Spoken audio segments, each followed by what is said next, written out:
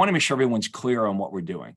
Okay, so for $0, you could run an ad on Facebook Marketplace, right? Or a small $5, $10 budget as a paid Facebook ad. And basically, you're going to be running our VIP buyer home finder service, okay? So some of the hooks that would work well for that are saying things like, I would say, Nashville home buyers. Are you tired of looking at overpriced, picked over listings online?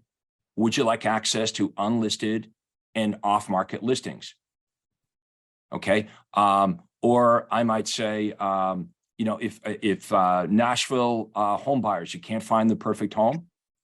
Some of the best homes sell before they're on the open market. Would you like access to unlisted and off-market homes? Now, we know that investors usually don't buy houses that are on MLS. Investors, real estate investors, go directly to the marketplace. They're not buying overpriced, picked over stuff on Zillow or Realtor. They know how to go directly to the market. So this is a service for your buyer.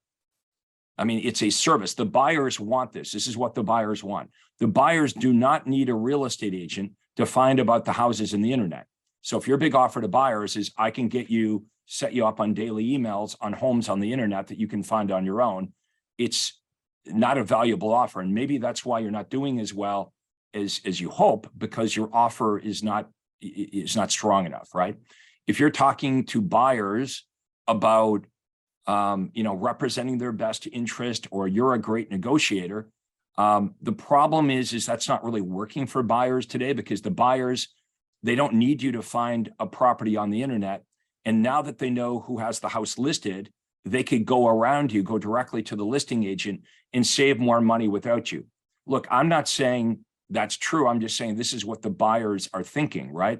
So when you offer to get them access to off-market properties, to unlisted, and they know they're going to be the only buyer, they will list their home if you can find them another home. Okay, that's the issue. Is many homeowners would move if you can find them another property, but they're not finding what they want. If they found what they want online, they would have bought a house by now. Okay, so the reason they're responding is because they can't find a property and they like your service. Okay, so now, Greg, I just want to comment on that. So two things that come out of that when you actually deliver, that's exciting, is you can charge higher fees because you're doing something different than the local average real estate agent, right? You're doing more. So we collect 3.5% for our buyer's agency fee, and they never have any problem with that if we deliver on that and find them homes that no other buyer on earth had the opportunity to buy. They never balk at it. So we charge 3.5% plus $19.95. Now, what we're going to start doing is charging up front $9.95 to get started with that fee, so that we can start having a positive cash flow cycle. We're not waiting until the very end. And the other thing it does, going in your teaching and Todd's teaching, is it allows us to leverage business to get more of it. Because you do that for a buyer or for a homeowner, they tell all their friends and family.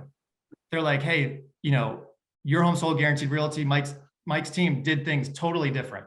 They didn't just go find homes that were already on the MLS that everyone else already knew about. They actually targeted a neighborhood, sent out letters on our behalf, had a picture of our family, told our story, got the sellers to buy into it. We're the only people standing in the house saying, do we want to buy it or not? Instead of all this competing and bidding wars and all that sort of stuff. People that you help do things like that for, they are not quiet about it. They tell their friends and family, and that just gets you more of it, which is just genius. Yeah, and our top members are getting like 6-7%. You can charge what you want to the seller. The seller's paying the fee. You're not listing it on MLS. It's like a commission agreement, just like if you were to sell a FSBO. What's the seller's option? Are they going to say no to your ready-to-act buyer that's ready to buy their home at an acceptable price and, go list their house with Remax or their friend with Keller Williams, and go through perhaps months of showings and open houses and, being kicked out of the house for every showing, taking their Labrador retriever out in their station wagon, sitting in the rain, waiting for a showing that doesn't happen? I mean, what we're offering is convenient for the seller.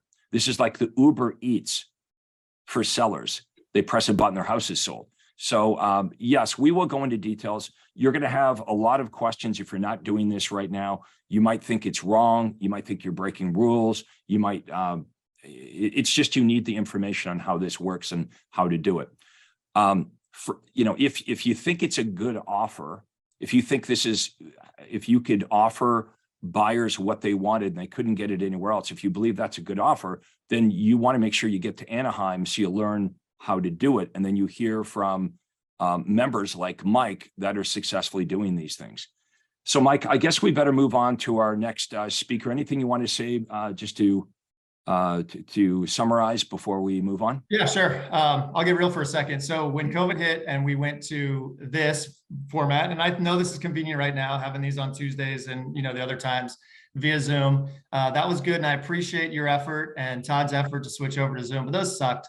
Those live events sucked, to be honest, on Zoom, because you don't get so much more. Yes, we can learn stuff, but when you're there in person, you actually build relationships with people, right? Like there's people that are listening right now that are going to be speaking here soon, and others that I've become really good friends with.